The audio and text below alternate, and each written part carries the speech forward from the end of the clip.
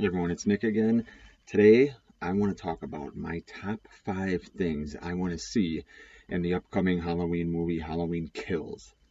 So it is officially December 1st actually, 2019, and this movie comes out next year.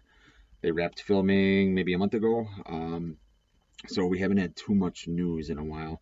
And it got me to thinking what I want to see in the upcoming sequel. So I'm just going to run down my top 5 things and want to hear what you have to say. What do you want to see in the Halloween sequel? So for me, here's my top 5 list. And this is in order.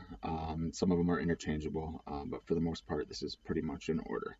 So coming in at number 5 is going to be a conversation between Lindsay Wallace and Tommy Doyle, and just having them catch up. I want to hear what they've been doing with their lives, and the most important thing I want to hear is how that fateful night in 1978 affected them for the rest of their lives. Now, they were both pretty young, so it wouldn't affect them the same way it did Laurie Strode, obviously. But it had to have a significant impact on their lives. So I want to hear them talk about it because they should be in a similar situation, being that they were a similar age.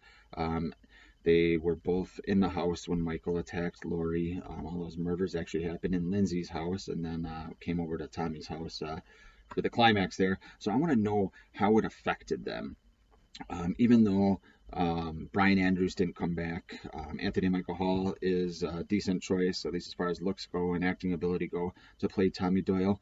We don't know what role they're going to play in the upcoming movie. My guess is it's going to kind of be some vigilante justice where they hear what happened to Laurie, hear that Michael's back, and they're going to be out looking for him. That's kind of what I gathered from some of the still shots that they showed.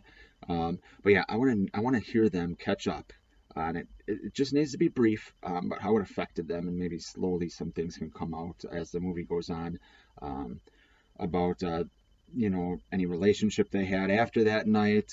Maybe they dated for a while in high school. Who knows? I personally wouldn't go that route. But maybe they haven't spoken to each other in a long, long time. It's been 40 years in that timeline. So yeah, I want to hear them catch up. So that is number 5. Coming in at number 4, I need to see Michael Myers utilized in the shadows. I don't want to see him walking around like all the sequels had. The last movie, they said they were going to go back to basics, and they did in some respects. But as far as their utilization of Michael, I was not a fan of it. I want to see him hiding in the shadows. Most importantly, I want to see them utilize the blue lighting that I think Michael is most effective in.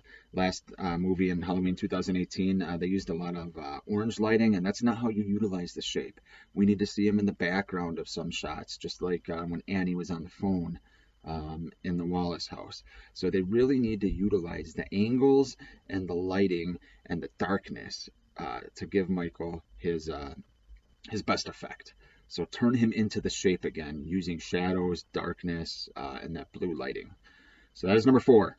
Number 3, this is one I'm possibly most excited about if it happens, and it involves Marion Chambers. I want to hear her talking to Laurie or whoever she ends up talking to about Dr. Loomis. This is a great opportunity for them to add some of the famous lines that Loomis gave in '78 and the subsequent sequels. To add some of that, she can talk about other things Loomis said after Michael was captured in this timeline, and before Loomis died, maybe on his deathbed, maybe Marion's there, and he warns everyone about how the evil is still there, it's still in him, blah blah blah. I really want to hear her talk about Loomis and what his life was like after the night in 1978. And having Marion come back, I think, is a huge opportunity to be able to do that. Otherwise, some character just mentions it, then it's just thrown in there. But with her being in this movie, they can really utilize that to give us some backstory on Dr. Loomis. So that's the top 3. Now we got the top 2. Coming in at number 2, I want to hear a conversation between Sheriff Brackett and Laurie Strode about Annie. this could just be so quick, Brackett. A lot of people think, myself included, that he's going to be a security guard in Haddonfield Memorial Hospital, and then he'll see Laurie come in, and I want to hear them talk about Annie just for a moment. Maybe Brackett has kind of been on the same vendetta that Laurie's been on since '78. Obviously, he lost his little girl that night, killed by Michael, and now Michael's back. So maybe he'll go on some revenge spree or something. But I really want to hear him and Laurie just have a brief conversation about it. And just see how it's affected both of their lives. Well, I guess we already saw how it affected Laurie, but how it's affected Brackett. Because otherwise, there's no point in having him come back. We need to see that, and Annie needs to be mentioned, just to give the sequel and the characters, just to give it all some kind of weight. So that is number 2. Coming in at number 1, possibly a controversial decision, possibly not. Laurie Strode needs to die. She should have died last movie, but we need to see her die, because if they are going to, keep making these movies, obviously Laurie and Michael are not siblings anymore. We've seen Michael versus Laurie countless times. We saw it in the original. We saw it in Halloween 2, 1981. We saw it in H2O. We saw it briefly in Resurrection. We saw it last year in 2018. Now we're going to see it again. We saw it in the Rob Zombie movies. Michael versus Laurie. It's got to stop. Now, you can do a lot of things with that, though. You could have this be some kind of epic death where she sacrifices herself to save Karen and Allison, or anything like that. So, I want to see Laurie, she might be in the hospital bed most of the movie, similar to Halloween 2, 1981, but there's got to be some kind of moment where she sacrifices herself to save her granddaughter, or save Karen. I really want to see that. I know Jamie Lee Curtis is signed on for Halloween Ends, but that doesn't mean you can't do some kind of flashback or something like that. This is basically the second movie of a trilogy. And if you look at trilogies, the second movie, all the second movies are usually the darker ones of the trilogy. And you can use that by having Laurie die.